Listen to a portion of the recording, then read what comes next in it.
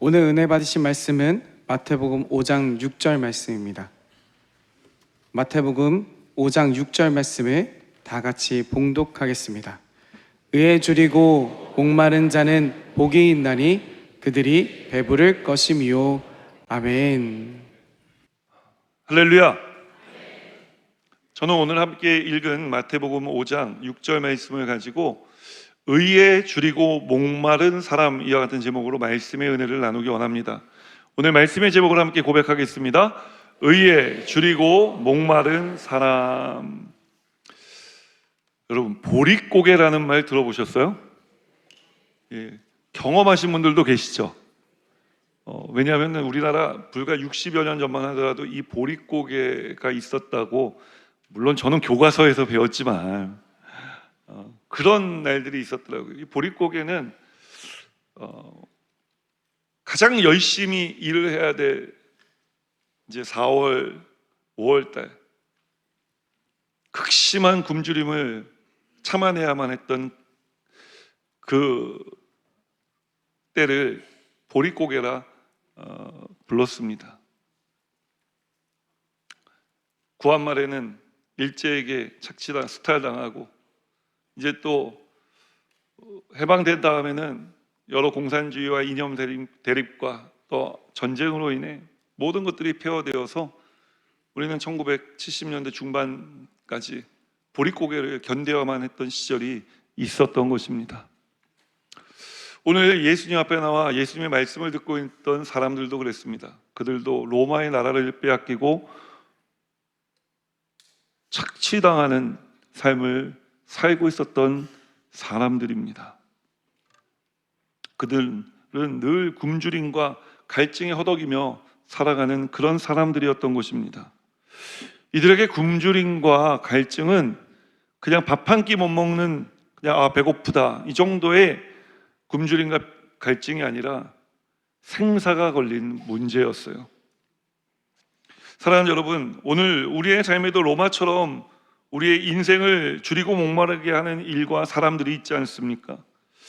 아니, 우리의 영적인 삶에도 오늘 이런 목마름과 배고픔의 현상이 일어나고 있지는 않은지요? 오늘 이런 영적인 배고픔과 또 목마름을 가지고 살다 이 자리에 나오신 분들이 계시다면 잘 오셨습니다. 왜냐하면 이런 삶을 살아가던 사람들을 향해, 또 오늘 그런 삶을 살다 나온 저와 여러분을 향해 예수님이 말씀하고 계시는데, 무엇을 말씀하시느냐? 복 있다 말씀하고 계시기 때문에 그런 것입니다. 오늘 예수님께서 선언하시는 이 복의 주인공이 되어 복 있다 말씀하신 삶을 살아내는, 또 살아가는 우리 여의도 수목원분당교회 성도님들 되시기를 주님의 이름으로 축원합니다. 오늘 예수님께서 선언하시는 복 있는 사람, 그 사람은 그렇다면 어떤 사람일까요? 오늘 본문의 말씀을 보니까 그 사람은 의에 줄이고 목마른 사람이라 이야기합니다. 우리 함께 고백할까요? 의에 줄이고 목마른 사람이 복이 있습니다. 본문 6절 말씀 함께 읽겠습니다. 의에 줄이고 목마른 자는 복이 있나니 그들이 배부를 것이며. 좀 전에 여러분 혹시 알고 계세요? 복 있는 사람, 의에 줄이고 목마른 사람이 복이 있다 할 때 여러분 아무도 아멘 안 하신 거 혹시 아세요? 미처 모르셨죠? 아니, 그렇게 교회에서 아멘은 믿음으로 하는 거라고 배웠고 가르쳤는데도 우리가 본능적으로 아멘이 안 나오는 단어들이 있어요. 그게 뭐냐 하면은 굶주림과 목마름 뭐 이런 단어예요. 아멘 하는 게 쉽지가 않습니다. 모르는 글자가 있는 것도 아니에요. 근데 아니까 더 아멘이 안 나오는 것 같습니다. 왜요? 왜냐하면 줄이고 목마른 것은 부족하고 결핍되었다는 것을 말하는 것이기 때문에 그런 것입니다. 그러나 오늘 성경 속에서 지금 예수님 말씀을 듣고 있었던 사람들, 성경이 이 장면을 우리에게 보여주지는 않지만 저는 분명히 예수님 말씀을 듣고 있었던 이 이스라엘 백성들은 눈물 흘리며 아멘을 연발했을 거라고 저는 믿어 의심치 않습니다. 왜냐하면 이 사람들은 예수님께서 지금 말씀하시는 의가 무엇인지를 아주 정확하게 알고 있었기 때문에 그런 것입니다. 그렇다면 예수님께서 말씀하시는 의는 과연 무엇일까요? 왜 우리가 아멘하지 못하는 이 일에 이스라엘 백성들은 아멘할 수 있었던 것일까요? 예수님께서 말씀하시는 이 의란 단어는 히브리어로 ጼ데크라고 하는 단어인데 구약 성경에 500번 이상 나옵니다. 그리고 신약 성경에 오면 디카이소네라고 하는 헬라어로 표기되어 있는데 이 디카이소네라고 하는 단어는 200번이 넘게 나와요. 성경에 이렇게 한 단어가 많이 반복적으로 나왔다. 이것이 무엇을 의미하는 것이겠습니까? 이 단어가 중요했다는 것을 의미하는 것입니다. 그럼 이 ጼ데크, 디카이소네, 의라는 단어가 왜 이렇게 중요하게 여겨졌을까요? 예레미야 23장 6절 말씀은 단적으로 왜 이 의가 중요한지를 우리에게 보여주는데 함께 이 말씀을 읽겠습니다. 그의 날에 유다는 구원을 받겠고 이스라엘은 평안히 살 것이며 그의 이름은 야훼 우리의 공의라 일컬음을 받으리라. 야훼는 곧 의라 말씀하고 있는 것입니다. 그러니 오늘 성경에 예수님께서 의에 줄이고 목마른 사람은 어떤 사람이겠습니까? 하나님께 줄이고 목마른 사람이라는 의미를 갖게 되는 것입니다. 성경을 읽다 보면 오늘 예수님께서 말씀하시는 의에 줄이고 목마른 삶, 하나님께 줄이고 목마른 인생을 살았던 한 사람을 만나게 되는데 그의 이름이 바로 다윗입니다. 다윗은 시편 42편 1절에서 이런 고백을 하는데 우리 함께 읽어볼까요? 하나님이여 사슴이 시냇물을 찾기에 갈급한 같이 내 영혼이 주를 찾기에 갈급하니이다. 다윗의 고백 속에 오늘 시냇물을 찾기에 급급한 사슴이 묘사되어져 있습니다. 근데 우리는 사슴이 이렇게 목마름을 경험한다는 것에 익숙하지 않습니다. 왜냐하면 어떤 한 동요의 가사 때문에 그렇습니다. 이런 가사 때문이죠. 깊은 산속 옹달샘 누가 와서 먹나요? 깊은 산 속에 옹달샘이 있는데 이 옹달샘의 물은 늘 있는 물 아닙니까? 그러니까 사슴 듣고 사슴이 와서 먹는 거예요. 그런데 오늘 다윗이 살던 그곳은 깊은 산 속에 있는 것도 아니고 옹달샘이 있는 것도 아닙니다. 물을 찾기 매우 힘든 곳입니다. 그런데 이 사슴은요, 이 척박한 땅에 살아가는 사슴은 3일 동안 물을 마시지 못하면 죽어버린다고 합니다. 그러니까 오늘 다윗이 사슴이 시냇물을 찾기에 갈급함 같다라는 표현은 뭐냐면은 생명을 걸고 있다는 이야기라는 거예요. 이 사슴처럼 생명 걸고 내 영혼이 주님을 찾습니다 라는 표현을 하고 있는 것입니다. 사랑하는 여러분, 오늘 예수님께서 의에 줄이고 목마른 사람 복 있다, 하나님을 이렇게 찾는 사람, 생명 걸고 하나님을 찾는 사람이 복 있다 말씀하고 계신 것입니다. 오늘 우리의 삶이 이렇게 생명 걸고 하나님 찾는 삶을 살아가는 삶이 되기를 주님의 이름으로 축원합니다. 그런데 성경을 읽고 말씀을 준비하다 보니까 예수님께서 왜 이런 것을 복이 있다라고 하시며 선언하신 걸까라는 의문이 들었습니다. 여러분 그렇지 않습니까? 왜 이런 말씀을 하시는 걸까? 문제가 있었기 때문이죠. 하나님께 굶주리고 하나님께 목마른 삶을 살아가는 것이 우리의 신앙생활이 되어야 되는데 또 예수님 당시에 사람들의 신앙생활이 되었어야 하는데 예수님이 이것을 보신 겁니다. 무엇을 보셨는지 우리가 성경에 답이 다 나와 있어요. 오늘 예수께서 산 위에서 팔복을 선언하신 그 다음에 주기도문을 가르치시고 이제 마태복음 6장에 넘어가서 예수님께서 이 이야기를 본격적으로 꺼내시는데 왜 오늘 이 말씀을 하셨느냐? 마태복음 6장 31절 32절 말씀 우리 함께 읽겠습니다. 그러므로 염려하여 이르기를 무엇을 먹을까 무엇을 마실까 무엇을 입을까 하지 말라. 이는 다 이방인들이 구하는 것이라. 너희 하늘 아버지께서 이 모든 것이 너희에게 있어야 할 줄을 아시느니라. 이 이스라엘 백성들이 하나님께 갈급한 삶을 살아가는 것이 아니라 내 생활에만 급급하고 내 눈에 보이는 문제에만 급급하며 염려하는 삶을 살았다는 것을 성경은 우리에게 보여주는 거예요. 여러분, 우리는 무엇을 염려하며 살아가고 있습니까? 무엇에 줄이고 목마른 삶을 살아가고 있습니까?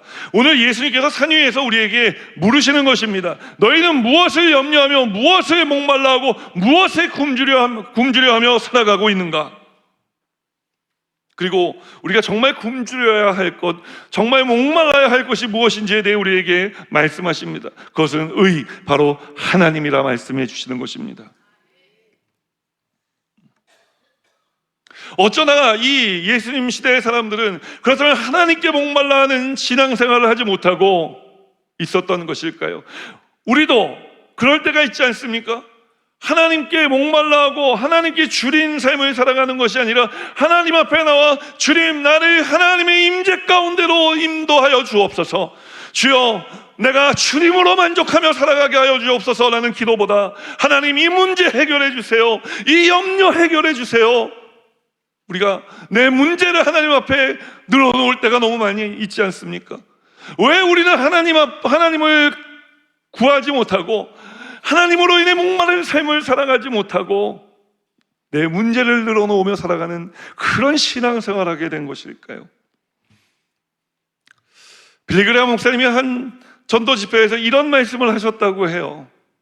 오늘날 많은 크리스찬들이 마치 조그만 사탕 하나에 당분에 속아 자신이 배가 고프다는 사실을 알지 못하는 어린아이와 같은 삶을 살고 있다. 여러분,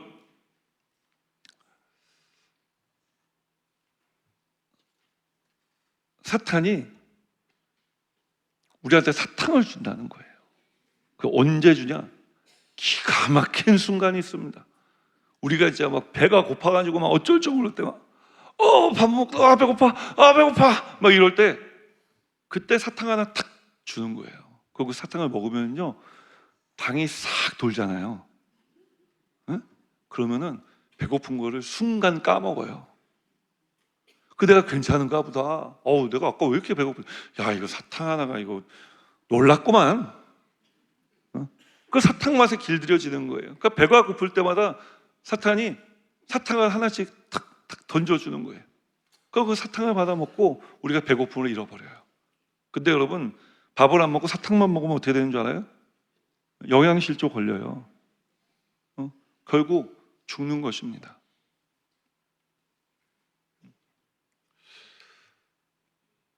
이 사탕을 먹으면, 받아 먹기 시작하면 우리가 영적인 능력을 상실하고 죽은 것 같이 살아가게 되는 거예요. 살았으나 살았다 할 수 없는 삶을 살아가는 거죠. 그리스도인이나 그리스도인으로 보이지 않는 삶을 살아가게 된다는 거예요. 그래서 오늘 우리가 예수님께서 복 있다 말씀하신 이 삶을 살아가려면 어떻게 해야 되느냐? 영적인 무기력을 이겨내야 돼요. 함께 고백합니다. 영적인 무기력을 이겨내야 합니다.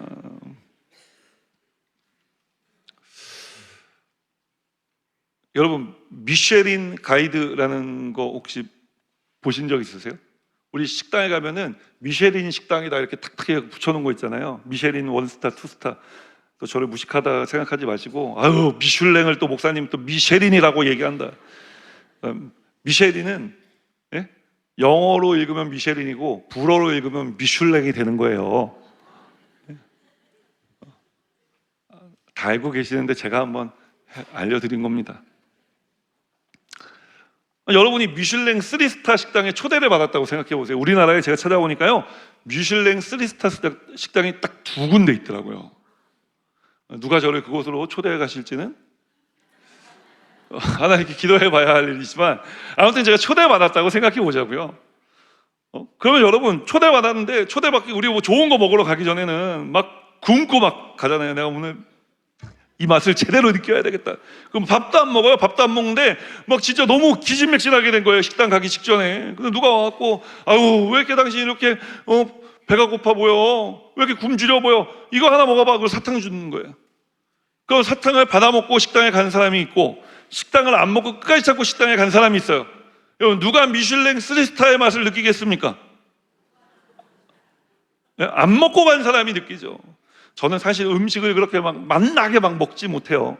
그래서 성도님들이 뭘 사주시면 늘 죄송한 마음이 있는데, 저희 목사님들 중에는 그런 목사님도 계세요. 탁 고기를 한 점, 탁 좋은 고기를 입에 탁 넣으면은, 목사님, 왜요? 혀가 춤을 춥니다. 막 이런 분들이 계세요.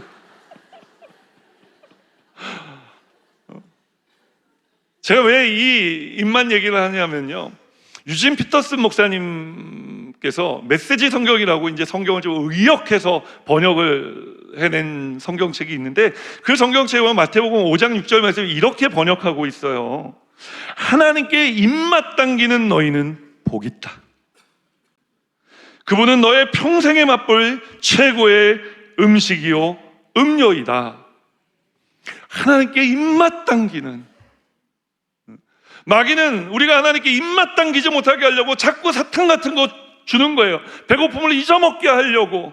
주님께서 주시는 영의 양식을 먹을 때도 감동하지 못하도록, 감동이 덜하도록 자꾸 딴 것을 집어주는 거예요. 오늘 우리 예배 나오기 전에 여러분 은혜 받으려고 왔는데, 집에 돌아갈 때는 또 이런 분들 계시더라고요. 내가 오늘 어쩐지 은혜 받으려고 이런 일이 있었나 보다.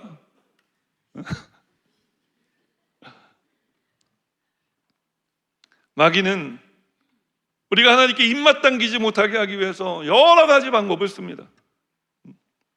우리에게 여러 종류의 사탕을 주는 거예요.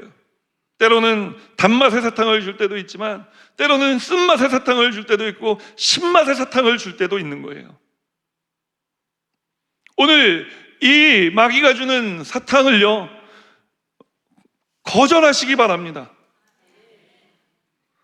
잠깐 내 괴로움을 잊게 해주고 내 문제가 해결되는 것 같아 보이는 그런 방법들을 여러분 선택하지 마시고, 마귀가 내민 이 타협장들을 거절하고 오직 하나님만이 내 인생의 문제를 해결해 주실 수 있음을 믿고, 내가 하나님의 임재하신 가운데 들어갔을 때 하나님의 거룩하심이 나를 다스리고, 그 거룩하심 가운데 하나님이 나를 통치하셔서 모든 어두움을 몰아내시는, 이것을 경험하는 삶을 살아가는 우리 여의도 수목문단교회 성도님들 되시기를 주님의 이름으로 축원합니다. 그러려면 우리가 어떻게 해야 되느냐? 이 사탕을 거절하고요, 또 사탕을 거절하지 못해 이미 입에 물고 계신 분들이 계시면요, 사람은 참 희한해요. 물고 있으면 다 내 건 줄 알아요. 그래서 뱉으라고 얘기하면 안 뱉고 막 꿀꺽 삼키는 사람들이 있어요. 일단 좋고 나쁜 것은 나중에 따져보자. 여러분, 이 사탕을 물고 계시면요, 사탕을 뱉으십시오. 지금 뱉어야 됩니다. 그리고 헹궈야 돼요. 시편 34편 8절을 이렇게 말씀해요. 우리 함께 읽어볼까요? 너희는 야훼의 선하심을 맛보아 알지어다. 그에게 피하는 자는 복이 있도다. 너희는 야훼의 선하심을 맛보는 거예요. 하나님의 선하심은요, 우리가 맛보아 알 수 있다고 이야기를 하는 거예요. 여러분, 오늘 이 하나님의 선하심을 맛보아 아는 삶을 살아가는 우리 여의도 수목문단교회 성도님들 되시기를 주님의 이름으로 축원합니다. 그러려면 어떻게 해야 되느냐? 우리가 여러분 영적인 무기력증을 딛고 일어나야 되는 거예요. 깨어나야 되는 거예요. 마귀의 타협장을 거절하고, 마귀가 내민 사탕을 거절하고, 준 것을 나도 모르게 입에 물고 있었으면 뱉어내고, 난 이제 하나님으로만 살아가겠다 결단해야 되는 것입니다. 오늘 이 결단이 우리에게 있게 되기를 주님의 이름으로 축원합니다. 여러분, 다윗도 인생을 살아가면서 왜 실수가 없었겠습니까? 그의 인생에는 그가 시편 23편에 고백하는 것처럼 사망의 깊은 음침한 골짜기를 지나갈 때도 있었던 거예요. 근데 그 순간에 다윗이 한 일은 무엇이냐? 하나님 앞에 가까이 나아가기를 구한 것입니다. 마귀가 내민 타협장을 거절하고, 마귀가 준 사탕을 집어먹다가 우리가 뱉었으면 그것으로 끝나는 것이 아니라 다윗처럼 하나님께로 가까이 나아가야 한다고 말씀드리는 거예요. 자, 다윗이 하나님께 어떻게 나갔냐? 시편 51편 9절에서 11절 말씀 우리 함께 읽겠습니다. 주의 얼굴을 내 죄에서 돌이키시고 내 모든 죄악을 지워주소서. 하나님이여, 내 속에 정한 마음을 창조하시고 내 안에 정직한 영을 새롭게 하소서. 나를 주 앞에서 쫓아내지 마시며 주의 성령을 거두지 마소서. 여러분, 다윗은 하나님께 나아갔어요. 나아갈 때 어떤 모습으로 나아갔는지를 보여드리기 위해서, 우리가 어떤 모습으로 하나님께 나아가야 하는지를 깨닫기 위해 이 말씀을 읽은 겁니다. 한없이 낮아진 자세로 나갔고, 회개하는 모습으로 나갔고, 하나님 은혜 아니면 나는 살아갈 수가 없는 존재입니다 라고 고백하는 그 고백을 통해 하나님 앞에 나아간 것을 우리가 볼 수 있는 것입니다. 이렇게 우리가 주님 앞에 나아가면 우리 주님께서는요, 우리에게 무엇을 주시느냐? 히브리서 4장 16절 말씀 함께 읽겠습니다. 그러므로 우리는 긍휼하심을 받고 때를 따라 돕는 은혜를 얻기 위하여 은혜의 보좌 앞에 담대히 나아갈 것이니라. 긍휼히 여기심을 받고 때를 따라 돕는 은혜를 얻기 위해서 은혜의 보좌 앞에 어떻게 해요? 담대하게 나아가라는 거예요. 나 지은 죄가 이렇게 많은데 어떻게 담대하게 나아갑니까? 이 담대함은요, 그냥 뻔뻔하다는 게 아니에요. 다윗처럼 회개하고 긍휼을 구하고 은혜를 구하며 하나님 앞에 기어서라도 하나님 앞에 나아가야 하는 담대함을 이야기하는 겁니다. 아무런 나는 잘못이 없습니다, 뻔뻔하게 하나님 앞에 나아가라는 게 아닙니다. 엎드려 회개하며 하나님 앞에 기어서라도 나가야 하는 담대함이 있어야 된다고 이야기를 하는 거예요. 왜 그래야 되느냐? 히브리서 4장 15절 바로 앞절을 읽어보면 답이 나오는데 함께 읽겠습니다. 우리에게 있는 대제사장은 우리의 연약함을 동정하지 못하시리가 아니요 모든 일에 우리와 똑같이 시험을 받으시니 이로되 죄는 없으시니라. 여러분, 오늘 이 시간 우리 모두가 하나님 성전에 들어와 있습니다. 이미 몸은 하나님께 가까이 와 있는 곳입니다. 이 시간 우리가 마음의 결단을 하고 마음도 하나님 앞에 가까이 오는 삶을 살아가는 우리 여의도 모문학교의 성도님들 되시기를 주님의 이름으로 축원합니다. 그럴 때 하나님께서 다시 우리의 손을 잡아주시고 우리를 일으켜 세워주시는 은혜를 우리가 경험할 수 있는 것입니다. 다시 우리를 안아주시는 하나님의 은혜를 우리가 누리며 살아갈 수가 있게 되어지는 것입니다. 하나님이 우리를 긍휼히 여기십니다. 왜냐하면 그분이 우리 아버지이시고 우리를 나보다 더 잘 아시는 분이시기 때문에 그런 거예요. 그렇다고 여러분 오해하지 마세요. 계속 반복적으로 죄를 지어도 된다 말씀드리는 것은 아닙니다. 우리가 주님께 나아가는 삶을 살아가면 이런 죄의 횟수가 줄어들고 사라지게 되는 거예요. 그러니 오늘 내 죄가 중하여 하나님 앞에 나오지 못하겠다 하는 것이 아니라 그럼에도 불구하고 나는 하나님 앞에 나아갑니다 라고 하는 믿음을 가지고 하나님 앞에 나가 그 하나님께서 나를 일으켜 세우시는 영적인 무기력을 깨고 일어나게 하시는 그 은혜 누려야 한다 말씀드리는 것입니다. 왜 이 은혜를 누려야 되느냐? 이 은혜를 누린 사람들이 오늘 예수님께서 선언하시는 복의 주인공이 될 수 있기 때문에 그런 것입니다. 그럼 예수님께서 선언하신 복은 무엇입니까?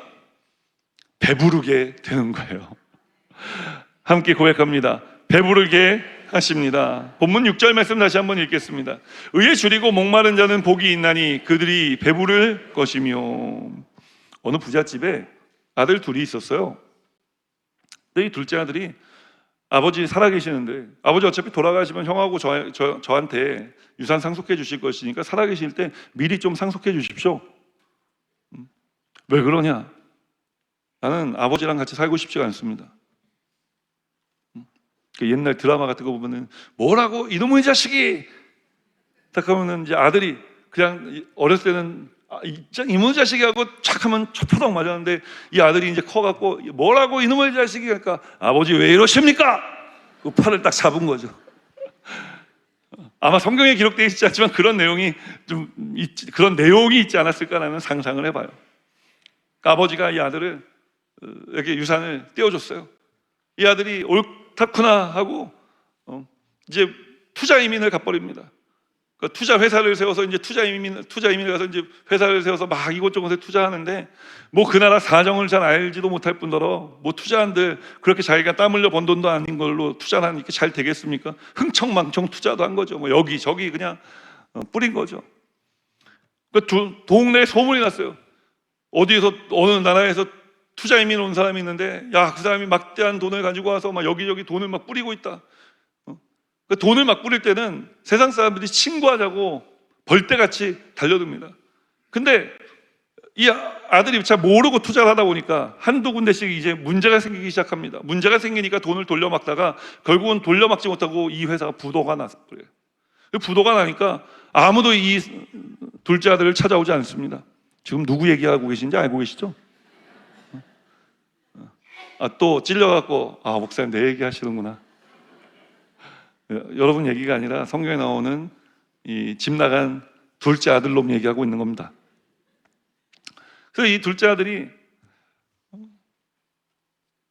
간신히 이제 아는 사람의 도움을 받아서 머물 곳을 찾게 되는데 그 머물 곳은 사랑채도 아니고 돼지우리였어요. 그럼 돼지우리에 살면서 먹을 것은 제대로 줬느냐?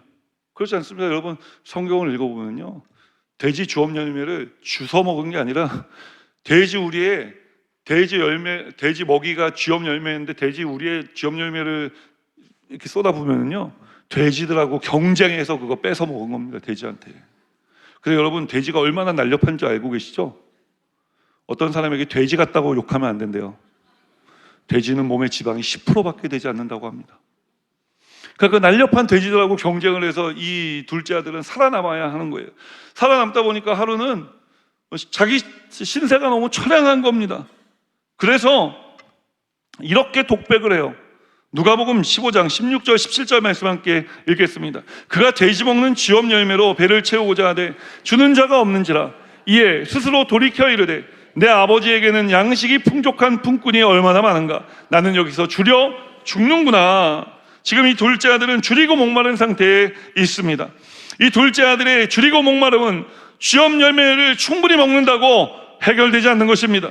그럼 잃었던 재산을 다시 찾는다고 해결되겠습니까? 아니요. 한번 잃어본 아픔이 있기 때문에 그것은 트라우마가 돼서 더 불안한 삶을 살아갈 수밖에 없게 될 것입니다. 이런 삶, 무엇인가를 얻기 위해 했었지만 늘 더 목마른 인생을 이 둘째 아들은 살 수밖에 없었던 것입니다. 또 이런 삶을 살았던 한 여인을 여러분에게 소개해드리기 원하는데, 요한복음 4장에 등장하는 바로 사마리아 성 우물가에서 예수님이 기다리고 계셨다 만나주신 한 여인입니다. 이 여인에게 예수님은 이렇게 말씀하십니다. 요한복음 4장 13절 14절 말씀 함께 읽겠습니다. 예수께서 대답하여 이르시되 이 물을 마시는 자마다 다시 목마르려니와 내가 주는 물을 마시는 자는 영원히 목마르지 아니하리니 내가 주는 물은 그 속에서 영생하도록 솟아나는 샘물이 되리라. 여러분, 우리가 이 여인에 대해서 너무 잘 알고 있지 않습니까? 이 여인은 목마른 인생을 살아가고 있었던 여인이었습니다. 이 목마름의 문제를 해결하지 못해 이제 완전히 낙심한, 절망한 채 인생을 그냥 손 놔버린 사람처럼 살고 있었던 여인이었다고요. 얼마나 동네 사람들에게 손가락질을 당했으면은 한낮에 다 동네 사람들 낮잠 자는 시간에 그제서야 몰래 물을 길러 나왔겠습니까? 그 여인을 예수님께서 기다리다 만나주신 거예요. 내가 주는 물을 마셔라. 그러면 목마르지 않을 것이다. 오늘 당자가 주림을 해결할 수 있는 유일한 방법은 쥐업 열매를 충분히 먹는 것이 아닙니다.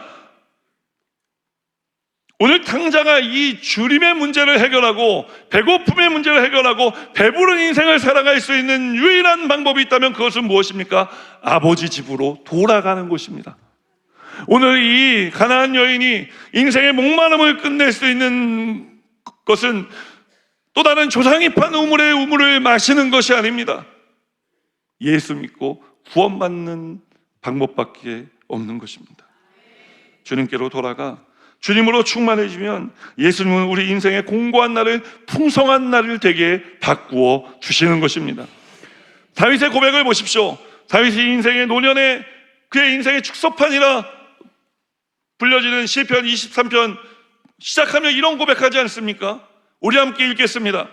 야훼는 나의 목자시니 내게 부족함이 없으리로다. 부족함이 없었다.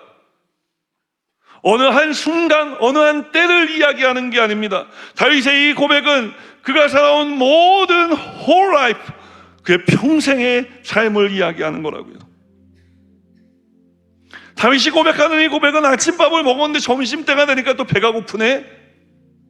이런 고백이 아니라고요. 여러분, 하나님의 채우심, 하나님의 배부르게 하심은 순간적인 것이 아닙니다. 평생의 것입니다. 오늘 힘들고 어려운 때를 살다 이 자리에 나오신 분들이 계십니까?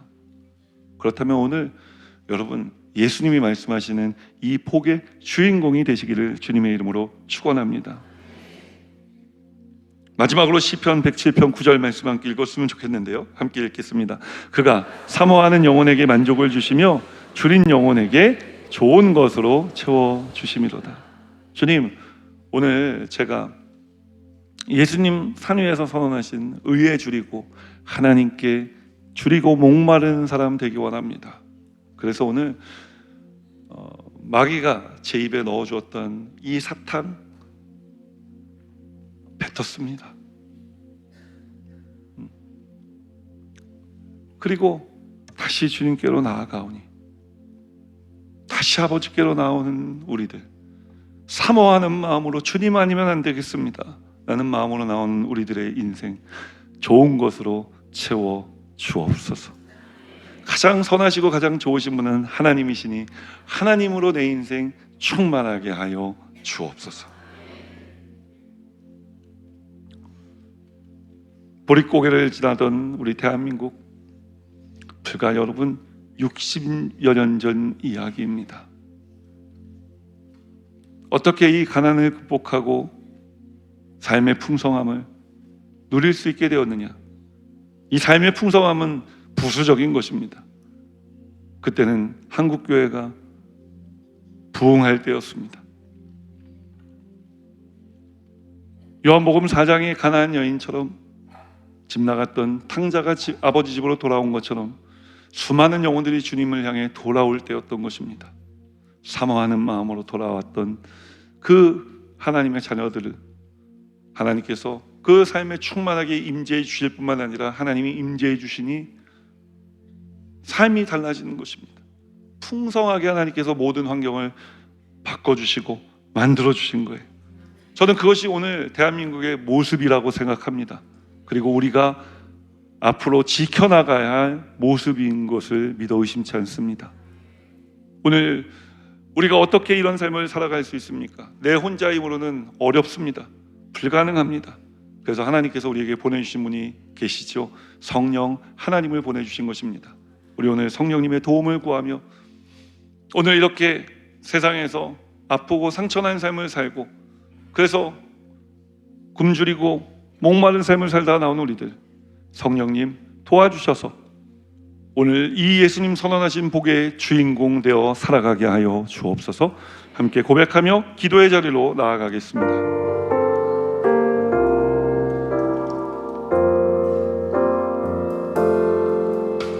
마음이 상한 자를 고치시는 주님, 하늘의 아버지 날 주관하소서. 주의 길로 인도하사 자유케 하소서. 새 일을 행하사 부흥케 의에 줄이고 목이 마르니 성령의 기름 부소서. 의에 줄이고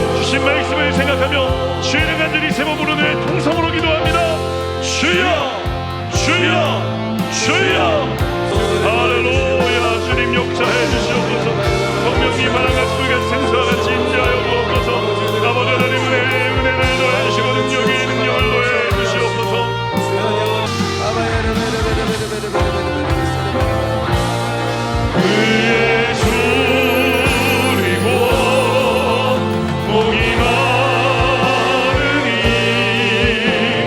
성령의 기름 부으소서. 그의 줄이고 목이 마르니 내 잔을 채워 주소서. 그의 줄이고 목이 마르니 성령의 기름 부으소서. 그의 줄이고 목이 마르니 내 잔을 채워 주소서. 다시 한번 고개 숙여 기도할 때 오늘 이 예배에 처음 나오셨거나 주님을 멀리 떠났다 다시 돌아오기 원하시는 분들이 계시지 않으신지요? 주님을 떠난 삶은 분명합니다. 줄이고 목마른 삶을 살아가게 되는 것입니다. 그러나 오늘 예수 믿고 구원받으면 주님께서 이 줄이고 목마른 삶을 풍성한 삶으로 바꿔주시는 줄 믿습니다. 그러니 여러분, 예수 믿지 않을 이유가 없습니다. 예수 믿고 구원받으십시오. 주님께 돌아오십시오. 우리 그렇게 예수 믿고 구원받겠습니다, 돌아오겠습니다 하시는 분들은 그 자리에서 잠시 일어나 주시기 바랍니다. 인도하신 분의 도움을 받아서 일어나십시오. 일어나신 분들은 제 기도를 따라해 주시고, 먼저 예수 믿고 구원받은 성도님들은 이 기도를 도와주시기 바랍니다. 하나님 아버지, 저는 죄인이었습니다. 어디에서 와서 왜 살며 어디로 가는지 알지 못하고 방황하며 살았습니다. 저의 죄를 위하여 십자가에서 죽으시고 부활하신 예수님을 제 구주로 모셔드립니다. 저는 하나님의 자녀가 되었습니다. 지금부터 영원토록 주님과 함께 살겠습니다. 예수님의 이름으로 기도드립니다. 아멘.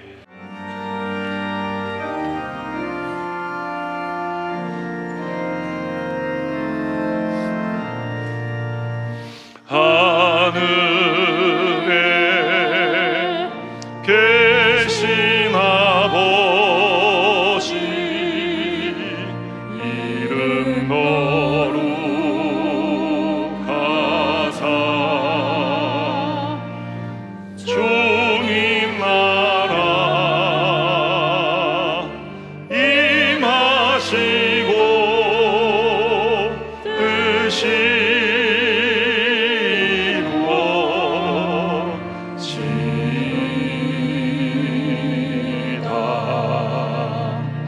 일용할 양식 주시고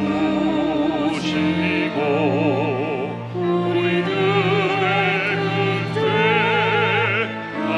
용서하옵시고 또 시험에 들게 마시고 악에서 구원하소서.